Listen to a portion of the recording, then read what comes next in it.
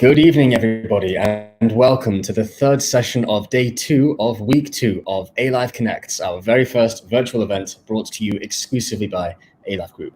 This evening, we are delighted to welcome Mr. Kenny Yee, founder of the Makeup Miracle Academy and Workshop, who will be talking to us about navigating businesses through these tough and trying times, how you can innovate and pivot, not only to sustain your business, but indeed inspire success. He'll also be talking to us about the importance of grooming, post-lockdown, a treatment and a pampering for which I'm sure many of us will look forward to once we can finally leave the house. So please help me welcome Mr. Kenny Yee. Good evening, Kenny. Hi, everyone. How are you? Sorry, I just choked after drinking the water. Okay, sorry. I wish I could be there to pat you on the back, Kenny. Please. How besides nearly choking, how are you doing over there? You mean that during MCO time? Of course, right? Yeah.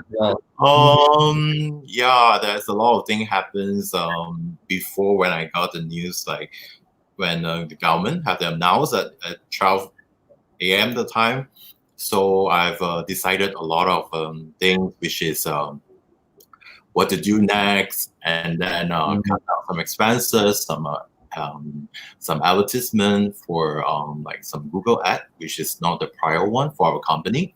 Then after that, then just stay calm for a few days and then think again, what should I do after that? Yeah. Interesting. Yeah, it's been a pretty crucial time, and especially now that it's been extended and to be honest, without putting a depressing note on things, people do expect it to be extended through all next month, even though right now it just says 12th of May. So there's a lot, of course, for many people, individuals and employees and business owners like yourself, who are bearing a lot of pressure and responsibility at this crucial time. So we're really looking forward to hearing your insights about how, as a business owner, you can stay, first of all, stay motivated and stay positive during this time, and how you can pivot and innovate to not only sustain and maintain your business, but actually maybe even prosper.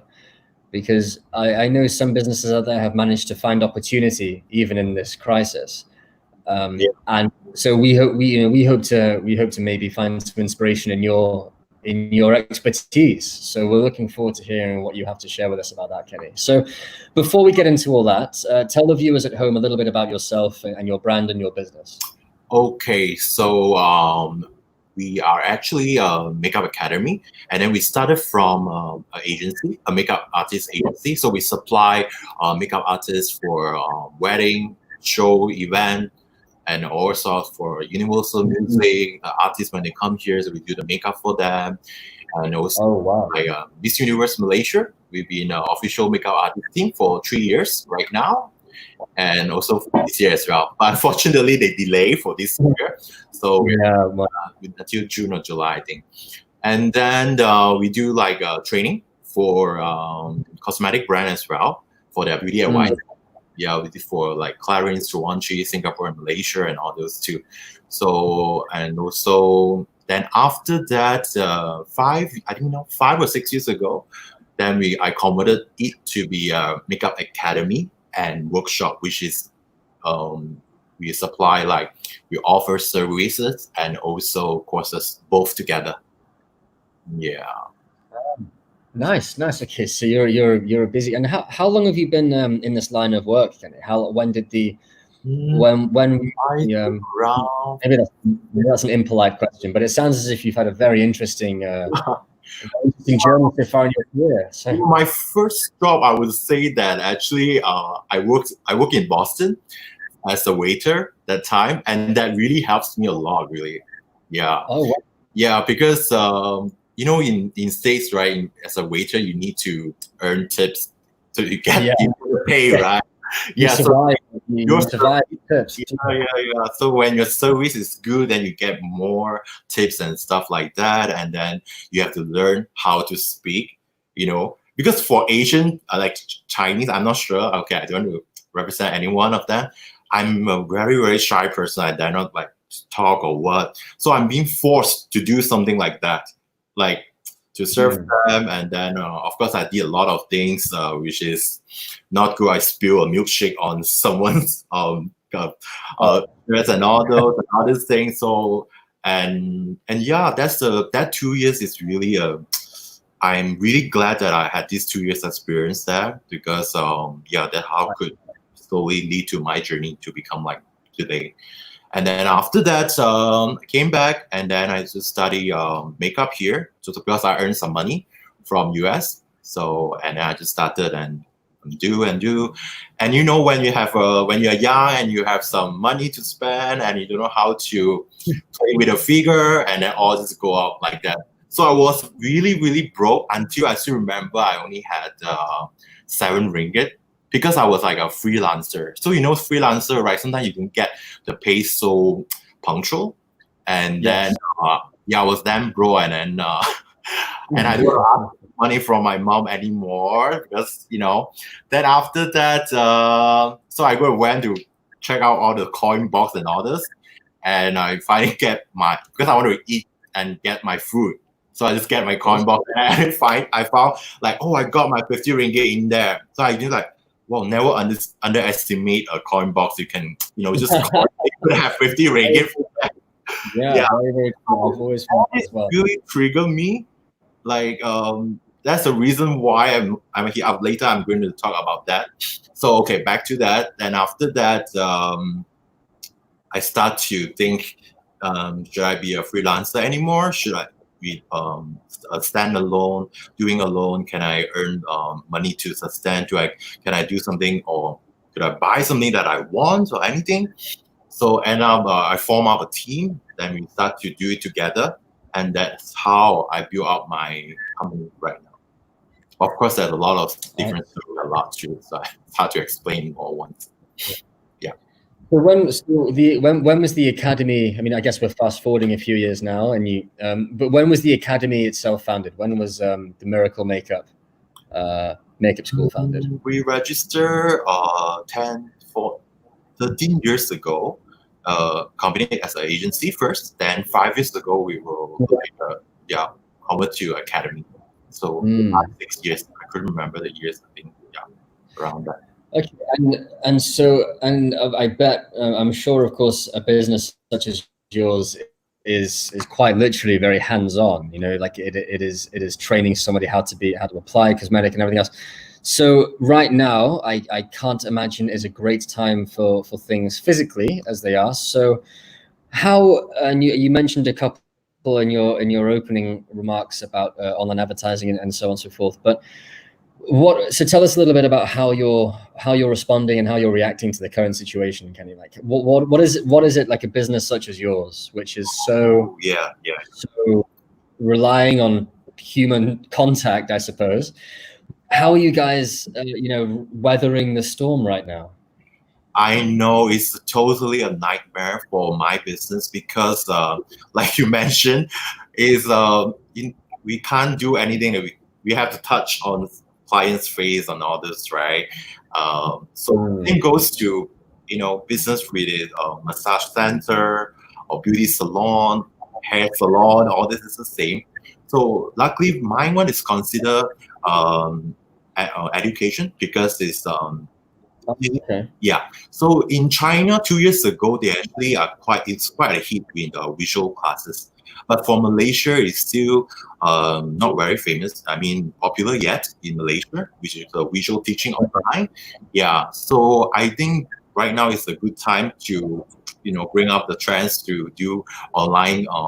Now they have a lot of visual online classes, makeup classes, and all those. So we actually start doing it the second week of MCO, and then we start online streaming classes with all our existing professional makeup course students.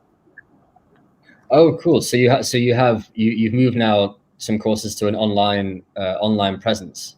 Yes, but something to highlight, of course, if someone wonder how could you teach a professional makeup student to learn to be a makeup artist online?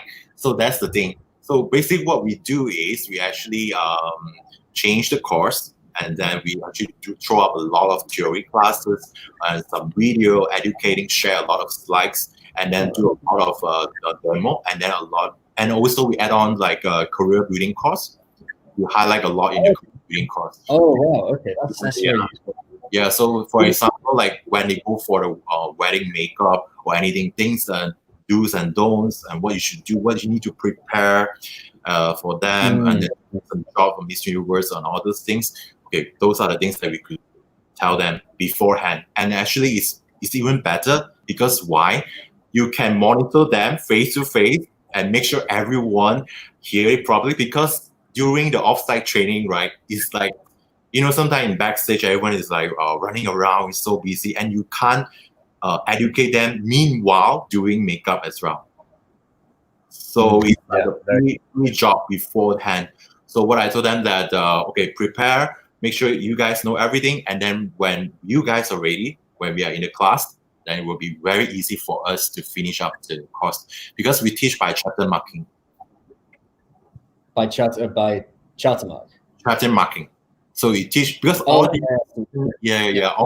some they just come for like because our timetable is a weekly update. Yeah. So how long in normal circumstances, in an ideal world, how long does a course take start to finish? If the student is she's like a full-time class, I mean, because some of it's like a working adult, so they just come evening or nighttime like this after work. Some they just come like 4 days a week. So for that, you could finish in 3 months time without training. So we also have a community group too for existing students and also graduated students. So we could share out like some different kind of workshop from brands, and also working opportunities for each of the students as well. Wow. And so has that community moved online as well? Like, are you guys now like doing like Zoom calls together and stuff like that to stay in touch? For student, assisting student, yes, but for the community, mostly it's in the chat room community there. So we basically Okay, but you raised an interesting point there, and you said actually what you found is now that you've changed the course and you've adjusted it slightly to include more theory and more like real life kind of guidelines and good practices. Do you think that when the students return after the MCO to finish their exams, do you think that some of them may almost be in a better position, or maybe it's unfair to say better, but do you think that it's been, potentially, okay, let me rephrase the question, sorry.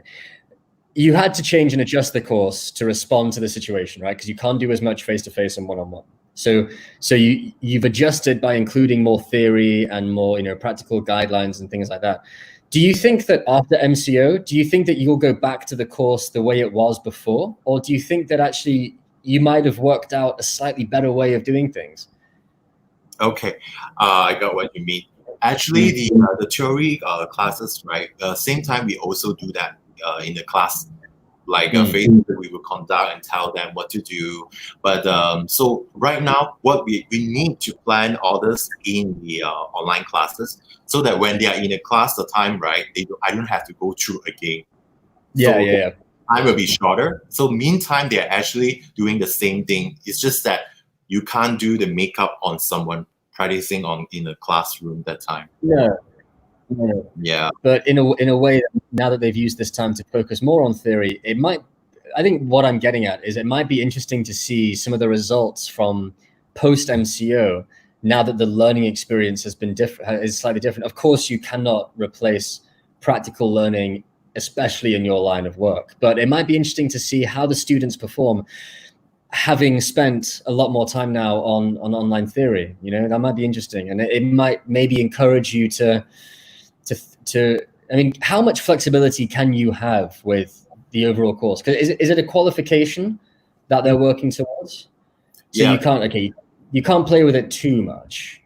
But our course is quite flexible for it.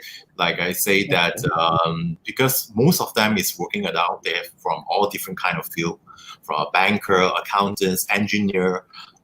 more than you couldn't imagine, and then from different country as well, from Italy, Indonesia, Thailand, and all that. Some ways I expect their husband is working here in Malaysia, and then they would just want to build up their career here too. So yep, that's the reason why I think that it works for them. That are what I see from the result in that. Yeah. Interesting. Okay. So you think you might, but so I guess it'll be difficult to tell straight away, but maybe the response that you've given to the situation, it might, depending on the results and whatnot, you might find that maybe you might increase the theory learning aspect overall in general later on, maybe, or do you think you might go back just the way things are? We will go back, of course, back to the same which I've taught, and also I will add on some interesting topic in it to make the virtual online class, which is some training to like the career building course that I mentioned before. So the career building course is actually the offsite training is part of the career building course, which is under professional makeup course in it. So I'm actually educating them to be a trainer. So, which means so they could get what kind of job opportunities? Because most of the time, my era, after you've finished your makeup course, right, you're totally lost and you don't know how to get your work done. I can still remember I think my classroom that only one and my friend is still working in the industry right now. Yeah, so.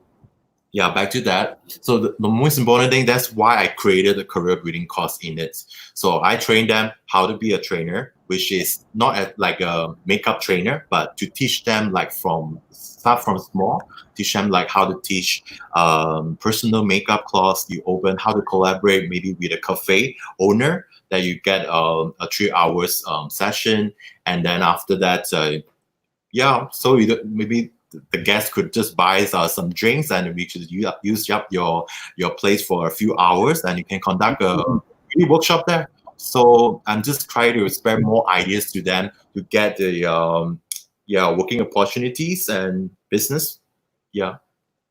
Fantastic. So it's very, very inspiring and very, very impressive more than anything to see how you put it. So so in a way, I guess, so this, while obviously very, very unfortunate, the whole situation, your response your response in including more online aspects and online trainings and lifestyle, or not lifestyle, workplace guides, so you're going to keep so right now you have done that in response because you can't do practical training, but even after this, when you go back to practical training, you're still going to include the online learning that you've created. Yeah, right. So in a way, it's in a way this may have benefited down the line. Okay. Do you see what I mean? We actually talk about this. Yeah. We actually talk about this too, about the so some of my friends were asking me, are you still planning to do online classes after that? And well, it also depends on the culture and the trends here in Malaysia, because as far as I know, Malaysia is kind of slow to adapt to something new, like those touch and go card or something, unless the government force you guys, okay, you need to use the card. You can't pay there. So everyone just get the card only. You get the meaning in it? So that's the reason why I'm still in the mid that I don't want to plan it so fast yet, because you never know what's going to happen tomorrow, like especially at this moment right now. How is the MCO going to is it going to extend another 1 more week or 2 more weeks, or maybe good news like next week, or the vaccine is invented and we are all good. Yeah, so but of course planning is always good, but I don't think too much planning is good right now for business and all those things. So yeah, but I would like to share something which is sales. Yes, please.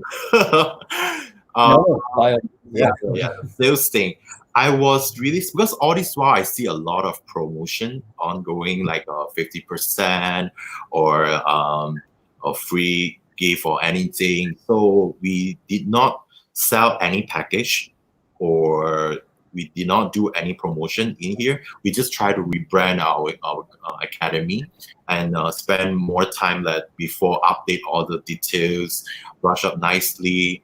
And then surprisingly, we get inquiries, and we even close sales as well for courses at this time. Oh wow! So wow, they okay. So yeah. So you just mentioned that you're not doing any packages, but you're still making sales, right? So how did I hear that correct? Yeah. But of course, I do a lot of branding and also a lot of updates for my website, and tell people that we are still working on it.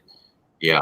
So you can actually have the confidence to people. Instead of you are throwing like 50% off for all courses and all those, people might think you get, people might consumer, the clients right now is really smart. It's unlike old days anymore.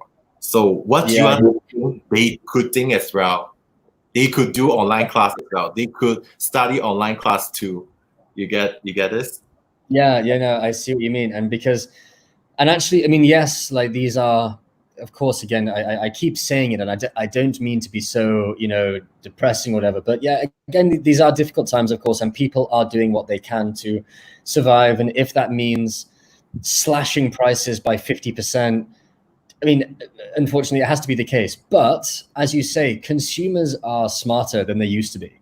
So if they know that they can pay 50% for something, and maybe the client's still making a profit, they're like, actually, I'm not going back to paying full price anymore. Crisis or not, I'm now that I know that you've brought it down to this price, you can't put it back up. Even if it is in response to a bad situation. So I think you make a good point. Like, yes, revenue for a lot of businesses is crucial. Of course it is, but it can't always be as simple as just slashing prices. Even during this time, you have to find other ways to brand, as you're doing very well, to make yourself visible, to what else are you finding is the key here, Kenny? What are you mentioned Google. Google adverts. That is one thing I would like to share. Some sales that you could do, may apply for maybe some clothing brands or some F&B rest business. So they can do that if they have they play around with the figure, and then they can still earn the money. And then during riot time, there's a lot of what I heard, some designer, they actually stock up a lot, because this is actually the big time they could earn the sales right now, right? And of course, so the problem right now is how do they sell it off all the clothes? Very true. So if they go with a different kind of method, at least you could save up and get more cash flow on hand. I think that would be good as well. But because mine is different, what I'm talking about is education, or maybe education academy, my business. So I just represent all different kind of field. I just don't want everyone to, discuss my way of telling. Yeah. Right. Yeah, understood. Yeah, of course, different for different industries and sectors and whatnot. But and of course, retail, when it comes to stock and clearance, is a different one. So and I mean, we all love a good clothes sale, with or without a bad situation. But I see what you mean. You because you don't want to. You have worked very hard in your line of work to become a business which can give a qualification, right? There is a certain standard and a certain level of service and quality of training that you are delivering, and you don't just want to slash your prices for that. You want to find other ways. You want to find other ways to prove the value of your business, and it seems like you're doing that very well. So good to see. I wouldn't say I'm doing really well, so I just want to be honest. Of course, everyone is facing a bit trouble right now, but I'm glad I'm just SME of the SME business, which is like a small medium only. It's not the big one. trouble right now, right? Usually a big company, yeah. So yeah, and then another thing that I would like to share is try to collaborate with different brands. Okay, things that I'm sharing right now is I see the result. That's why I share. Okay, my humble experience. So I try to work with different brands, collaborate together, team up together, and then you get to know more a client, and then create more database, and then do a lot of filter, which is quality, quality one or what existing one or the new one, and then I always tell my team the war crisis is not right now. It's after COVID-19 or it's after MCO in Malaysia. There will be everyone will be injured. The big company will be injured. So it's so hard to see how the economy goes up or down, or it takes how long to recover.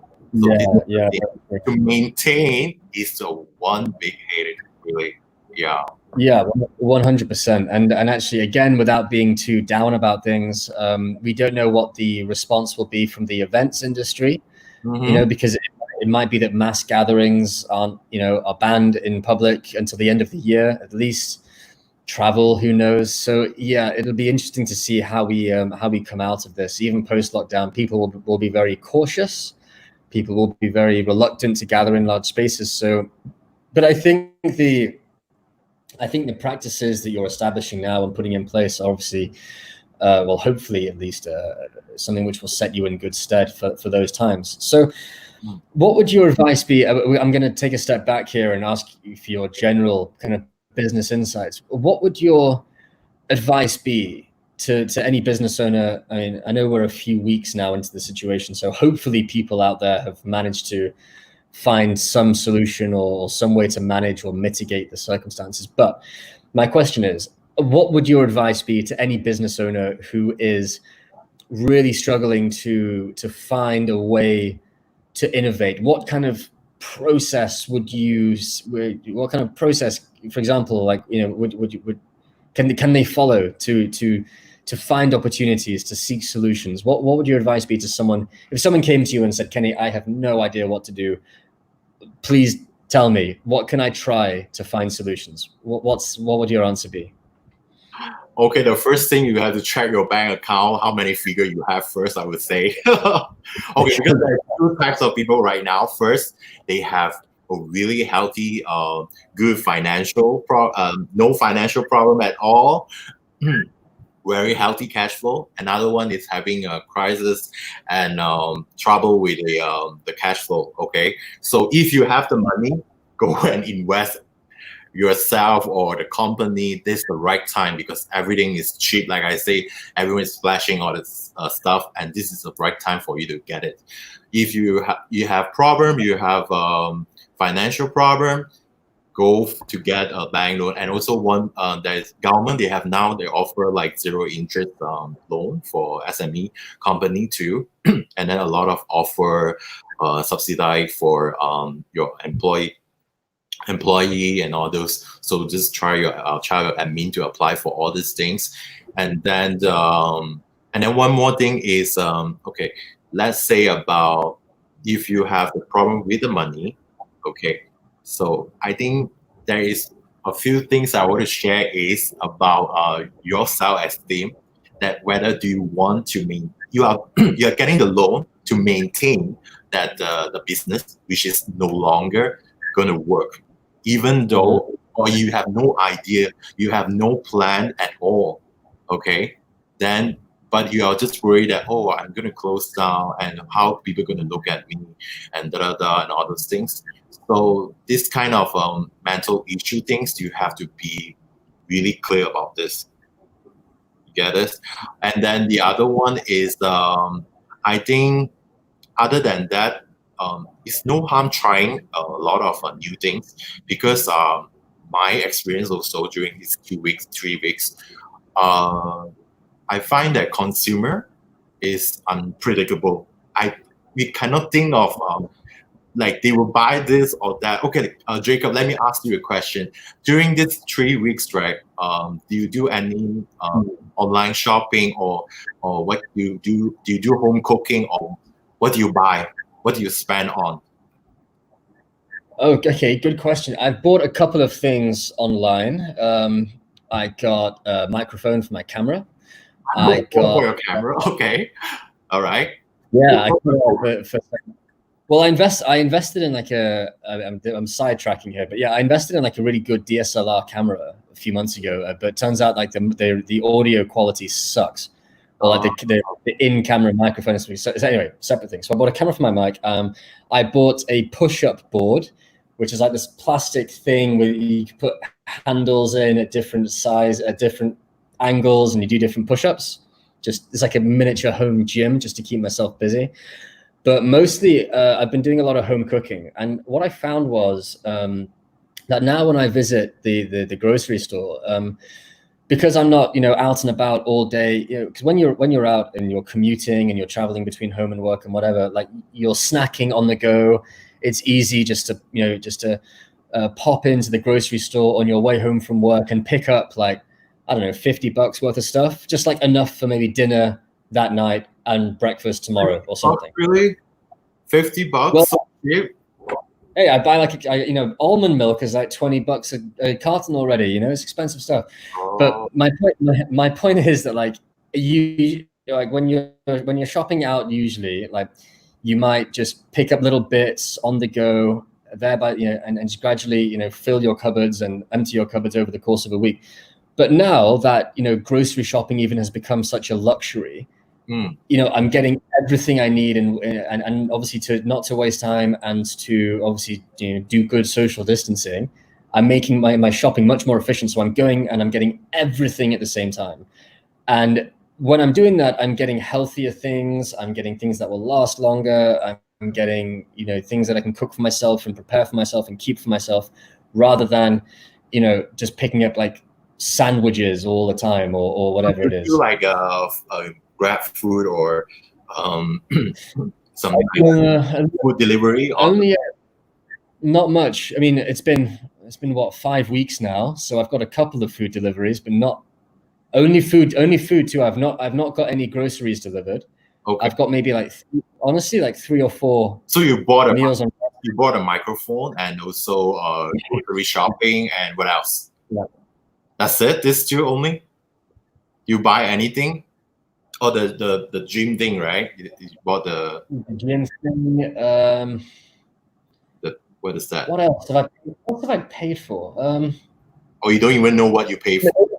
Maybe like a book, maybe like a book, like an ebook. Because I've got the Kindle app on my iPad, so I can download books. I can download books from Amazon and just get it straight. Okay. See. So yeah. So people still spend, right? And then there's all those like ebooks and all those. It happens people start to spend on the second weeks, because I have a friend. I just don't want to mention what brand. And then the Lazada, they have this online shopping things, right? And then they have like 11 or some anniversary sales, and it was massive. The sales was so good. Yeah. People are going. People really buy. People are easy for online because they're celebrating the fact that delivery is what, like food and goods delivery are one of the few businesses that are still intact. Well, aside from food or grocery and all those things, like things maybe not necessary, I would say. Yeah. So for the first week, you can't see the figure out there, but I would see that the second week and the third week, people start not to be so panicked, and they kind of know that this will come to the end. It's a matter of time only. Yeah. So they will know that it's cheap or it's good, so they pay for it. So I guess that it's not that bad actually. It's just right now it's just try to maintain and to get a good cash flow to sustain it. So yeah.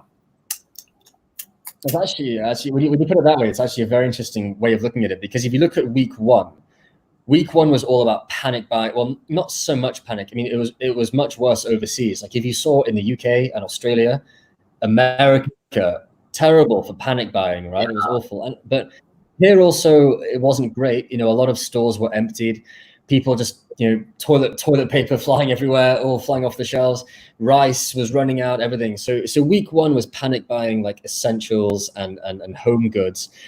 And then week two, everyone kind of figured out that it was going to be okay. And then they started buying just random crap that they saw on like Instagram, Yeah. So the buying habits changed very, very quickly. And then, but it's interesting. I saw an article the other day. There was a clothing store, an online clothing store, not in Malaysia, in the UK.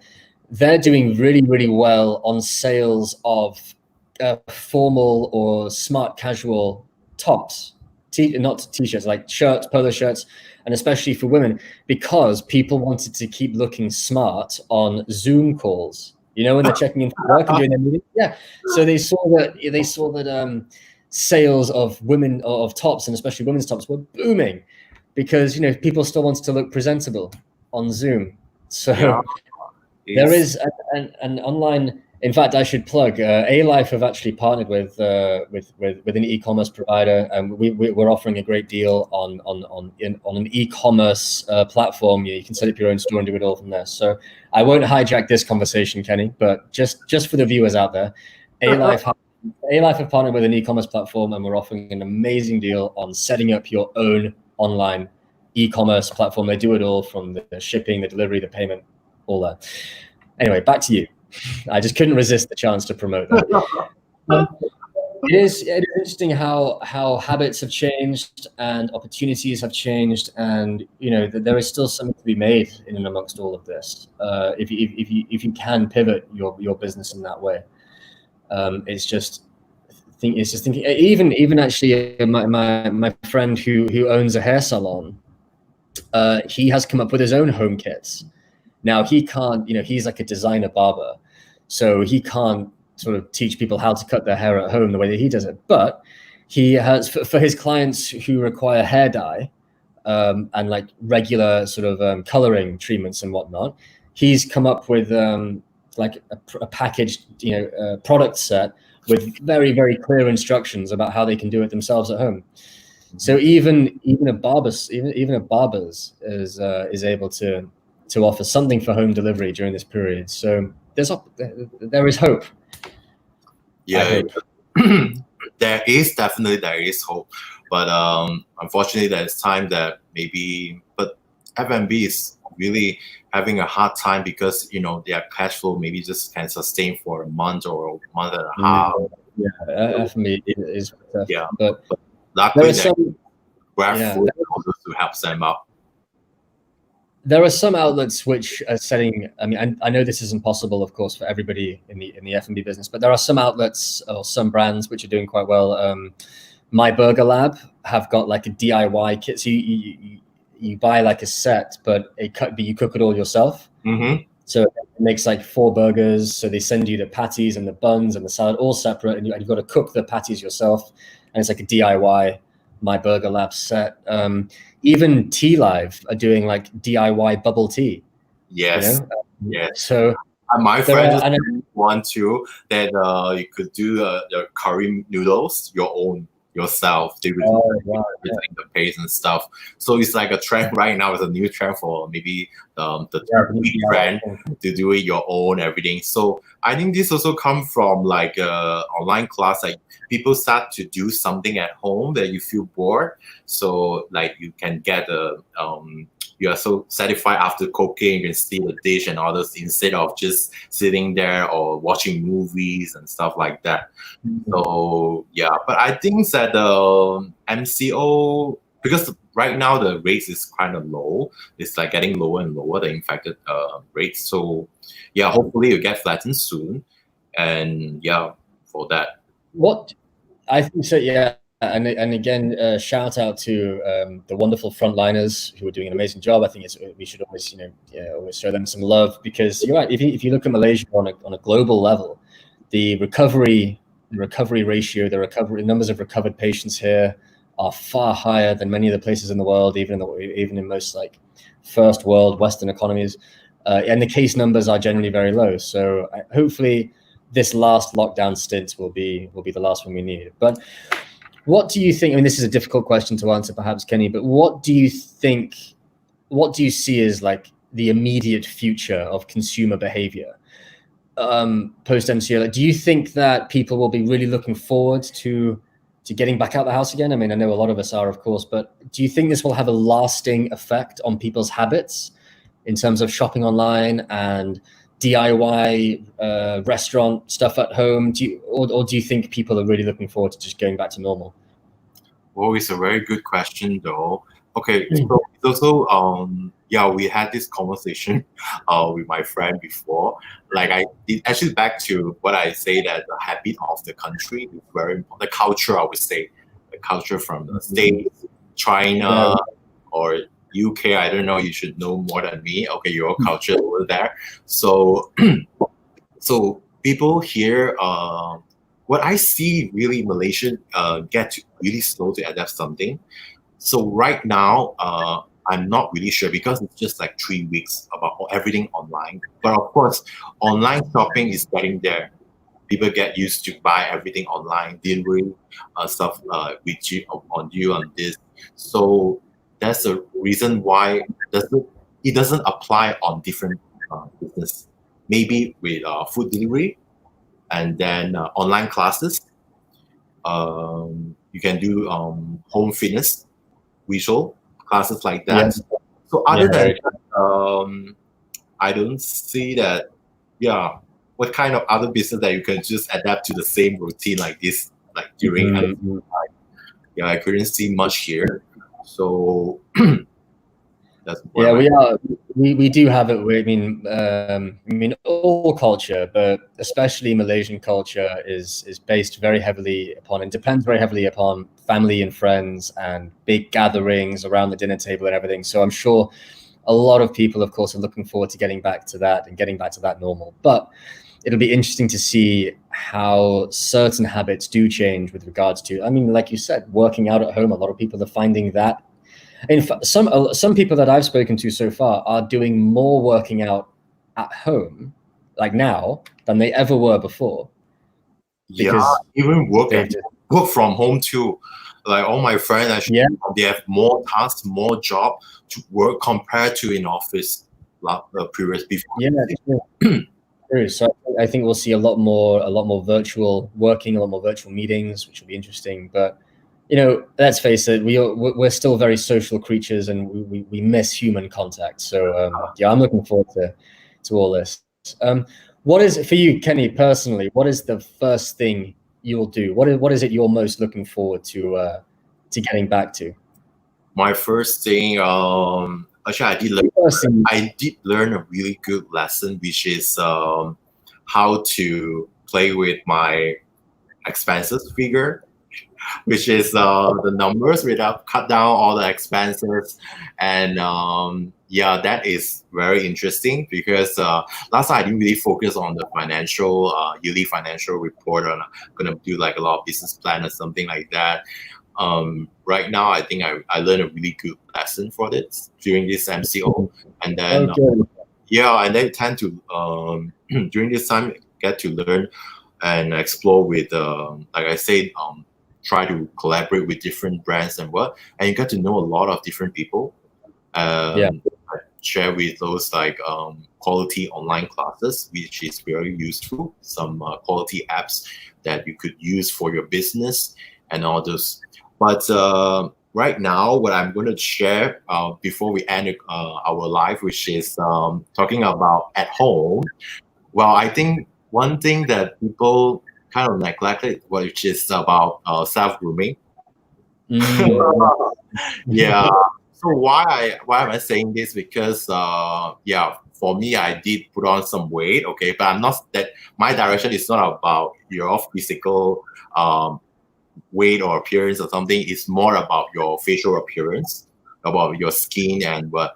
So for guys, what I know, sometimes they just use face soap while they're taking bath and they just wash like that. And of course, girls, they will have a lot of skin prep. But the culture in like Korea, the artists, they are actually doing it, with Bazaar online, work online, they are doing the tutorial and tell them. So what I'm trying to say is the research proven that the appearance is strongly influence other perceptions. Yeah. Yeah. So for example, last time I did pitch for a job for a grooming session for Hong Kong Bank. So I told them, so that woman asked me a question, why we need to groom our sales team. Oh, sorry. We need to groom our sales. I told I told her a story like I say, if you want to buy an ice cream along the street, you saw two different store of ice cream. The one which is not well groomed but clean, neat. Okay, and another one with maybe some acne problem, the face is oily, the hair is oily, is messed up. Okay, if you have a $5, which one you will go for? Both is selling $5 as well. So she didn't answer me, and then she told me, okay, let's go for that.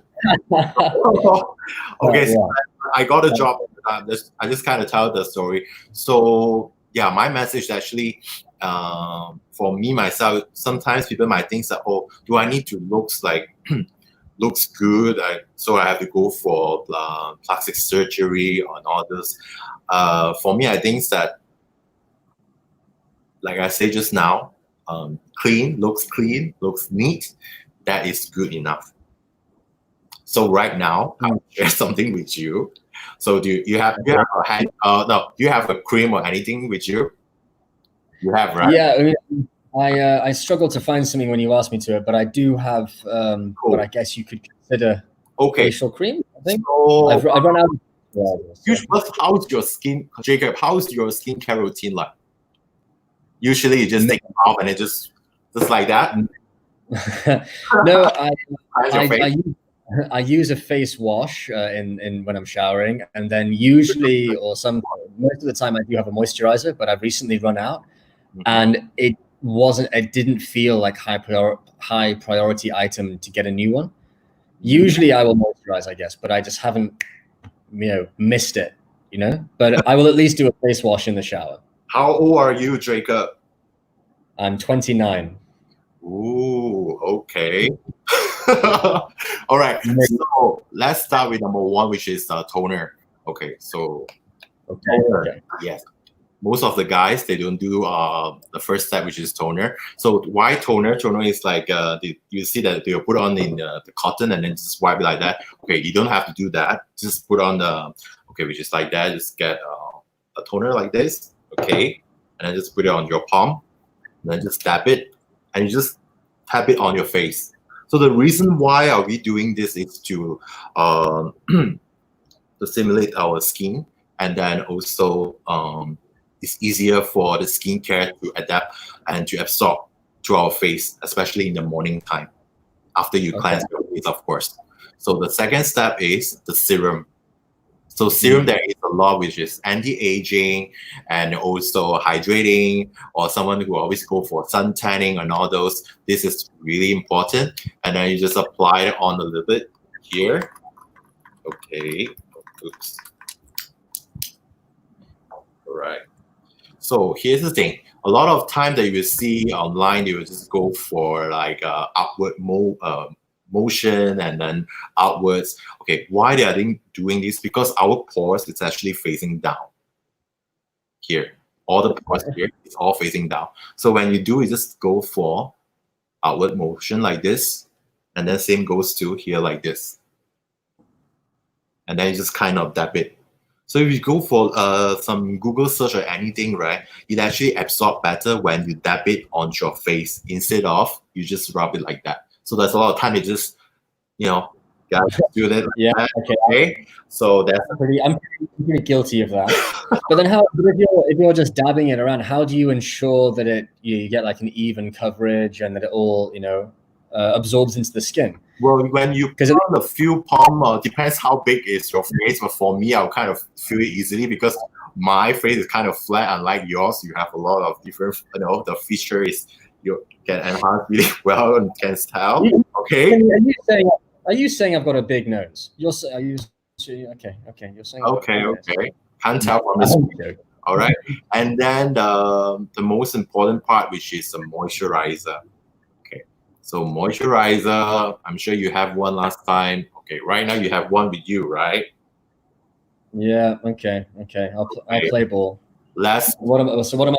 So do you have? What am I doing? So is the moisturizer? Okay. So you just put it on the palm here. All right. Okay. And then just use your hand would do it like this way. And then you just do it like that. Okay. Now my palm. As we age, our eyelids sag. What do you suggest we use? And even our necks can be reversed. Oh, interest. After I will tell you this. Okay. It's Josephine, right? Oh. Okay. Yeah. Josephine. Okay. So what I do is this is a new kind of a trend right now. It's like for the lumbar area because it could lift up our face evenly. Oh. Just like that. And then you just go sideways and then you go downwards to the here. Down to it. So this is the lumbar area here. That's the reason why women go to the spa, right? When you lie down there, they will keep on doing this motion for you because they want the blood circulation to go for it. But you have to do it the wrong way, which you are not doing the right way right now. You have to do it the right way, okay? So which is like this, and then you just plug it like that, and then go upwards. Not too rough, okay? Maybe because your moisturizer is not enough, okay? Then go sideways, go down like that. And then here, put it all towards down here, the neck area, the collarbone area here. Maybe I should practice that a little bit. With this one, maybe I should do. You need a lot of moisturizer to do this, so that you actually massage upwards like that. It's so fun. Maybe I should doing this. Maybe I could practice. I'll do a dry run. Literally, I'll do a run without. I'll practice the technique first, and then I'll, apply the cream. Okay, let me answer Josephine's question. Yes, do. Okay. As we age, our eyelids okay, yeah. Especially this is very true. What do you suggest we use? And even our necks, can it be reversed? Okay. Let's talk about the neck first. Neck is really, really hard. When you have the lines already, if you think that some skincare products that tell you that, because you realize that then you will hardly see they promote neckline skincare products, or it will help to even up your necklines and all this, because once you have it, it's really hard to do it, to even up the lines area here, unless you, even for plastic surgery, like you see a lot of women, they have Botox on the face, but once you see they're always wearing the scarf or some celebrity in Hollywood. So this one, I think I've asked a beautician before about this question too, because a lot of women ask me this. So what we can do is just during the serum skin prep the time, right? You need to do the massage as well for your neck area, and then eyelids. Okay, eyelids. First, number one, are you a person who apply a lot of eye makeup, or do you put on a lot of makeup first thing? Or number two is, do you rub your eyes very frequently and all those? So I need to know what is your condition in order for me to answer you the question. So for example, if a person who always put on makeup on the eye area and they always do it in the wrong way, which is the application, this could lead you to have a lid sagging very fast on the area here. Because there's a lot of times where they just put on and then they just apply these aerial and just rub it like that. So it's like a rubber band. Each time you pull, and you pull it 10 and 100 times, right? So eventually you will know the finishing of the rubber band will become like how. No, I seldom do makeup and I don't rub my eyes. No, neither. So do you have problem with sagging eyes right now in your eyelid side? Okay, I think she wants to prevent it. Maybe wants to prevent it before it even happens. Oh, So, okay. Josephine, aging is a beautiful natural process. Celebrate your body in all the directions it ends up moving in, because that is. Oh, not every woman. That is you. That is that though. No, I know. That's why cosmetics is a billion-dollar industry. But I think maybe Josephine wants to. I can tell you one thing, which is I would share with you the eye cream. So there's a lot of times, right, when we put on a moisturizer, then we actually put on all the way until the area here. Okay, so the 2 fingers from here, this upwards, and also one until here, which is this area here. Okay, this area you should actually put on the eye cream only, but not moisturizer. Because there's a lot of time we just step until all over, and then to avoid some oily area on the eye area that I hate it very well. I don't think Josephine likes my natural beauty stain. Oh, There you be thankful for your man every day. Every day. I consider comment. Yep. Oh well, I think that's time for us to a good time for us to wrap up the session here, Kenny. We're approaching the hour mark, but thank you very much for joining us. First of all, thank you for joining us and sharing your insights and also your expertise. I mean, I definitely learned. Doing more. Actually, yeah, we have one more question from Josephine. Let's go. Should we use hydration mask daily? Is it essential? Okay. I would say that so many. Okay. Yeah, let me answer should we use a hydration mask? Okay, for hydration mask, yes, you could do it daily, which is I think hydration mask is good, but sometimes if you have sensitive, I don't think that whitening products and also anti-aging product mask. So now they have all different kind of technology. So imagine there's all different kind of things in a mask there. Maybe sometimes your face could not take it and you might have some reaction in it. So the safe one, which is hydration mask. So I do it a lot with hydration mask, and also exfoliating your skin every week, in order when you do mask, when you do skin prep, all the skincare will actually absorb. Okay, so number 2, that do you believe that we wear on your face makeup? Yeah, important such as go to work interview or you wear on your face. What you wear on your face and yourself is important for occasion such as go to work. Of course, it's important. I want to share this ever since last time, I'm so low self-esteem that I think that my forehead is super high because it's my gene from my mom. So I was like, I just want to put on the hair down to cover it up and all those. So I actually comb it up after that, and just show and be yourself. And also the same thing, make sure your face is clean. You take care of your skin, and then you will have, in Chinese, right? There's actually I do believe a little bit about feng shui, because it's not a religion thing, but it will catch good energy when people see you first. Like for example, for me, when I see you, Jacob. Okay, your first impression, what do you give me, or you so it really works on dressing, and also not even your hair, even your face as well, because that's the first thing when people will talk to you, you will see your face. Yeah, first impressions are crucial, whether it's an interview or a date, although there's a school of thought which says a date is practically an interview anyway, especially if it's the first one. But yeah, first impressions are crucial. Okay, that's the last question we have time for. So we'll have to wrap up the session. But Kenny, again, thank you so much for joining us and for teaching us teaching me sort of technique I never knew, thought to. So I'm going to get practice this. And next time you see me, I'll look 24. I'll have lost 5 years off me.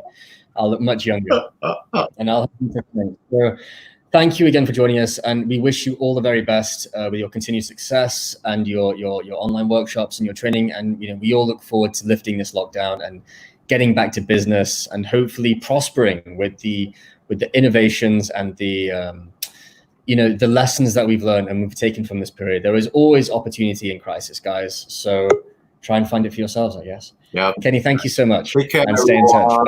Good luck. Thank you. Bye. There you have it. Kenny Yee, founder of the Makeup Miracle Academy and Workshop, joining us to talk about surviving even during a critical time such as this. I hope you all learned something and found it as interesting and informative as I certainly did. I did not expect to be learning that. But there you go, valuable lessons all around here at ALYFE Connects, our very first virtual festival. We have one more session to go today, and it will promises to be a very interesting one. We are having our first virtual magic show tonight, this evening, joined by a very accomplished magician by the name of Andrew Lee. So he's coming on at 9 p.m. I'll be your host then again. So go and grab some dinner and join us again for the evening's entertainment at 9 p.m. with Andrew Yee, magician. Until then, stay safe, stay indoors. Be well. Thank you.